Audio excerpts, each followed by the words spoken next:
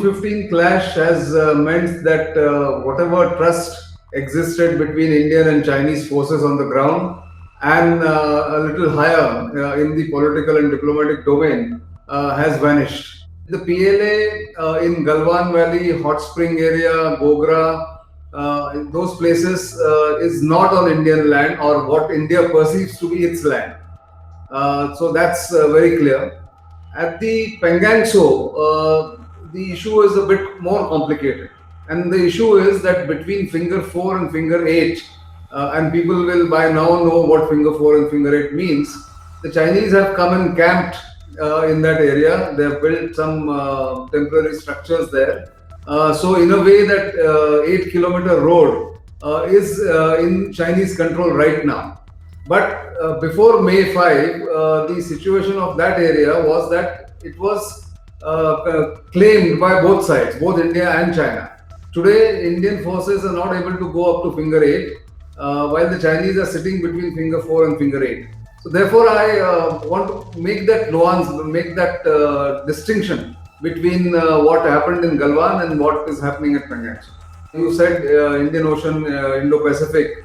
That will be something that India will carefully look at, but not rush into it headlong, because ultimately the Quad countries or Quad plus 3 countries, none of them have a contested long border with China except India. And India therefore will have to deal with this problem on its own and bilaterally with China. So therefore, going forward, I'm not very optimistic. The relations are going to be tense. It's going to take a lot of hard work, both on the military's part and the diplomacy kicking in wherever necessary. I think the world, as I said, is watching how China is aggressive, not just with India, but as I keep saying, from East Asia or from East China Sea to Bhutan.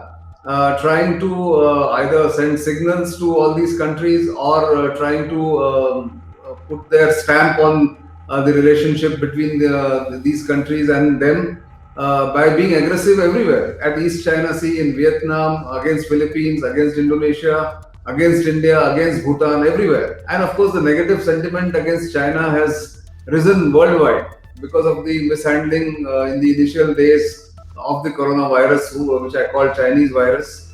And therefore, I think China is in a very difficult spot right now. Its trade war with US is worsening. Other countries in the neighborhood do not trust it. It is being a neighborhood bully, both in Southeast Asia and South Asia. And therefore, even Russia, which is quite dependent financially on or has become very close to China, will be wary. Russia has no choice right now. That is why it is a friendly country with China. But I think China has no friends except Pakistan and North Korea. I don't think it will be prudent for India to do any economic disengagement fully. As I said, it can be done in certain sectors. It should be done in certain sectors. China or Chinese companies should be kept out of national security infrastructure. Important critical infrastructure like cyber, like banking, like national assets, all that. But because we gave a free run, the Indian system gave a free run to China from 2005 onwards, it has got deeply embedded. And as I said, in the short term, Indian businesses, smaller businesses will suffer if we completely cut off economic ties with China.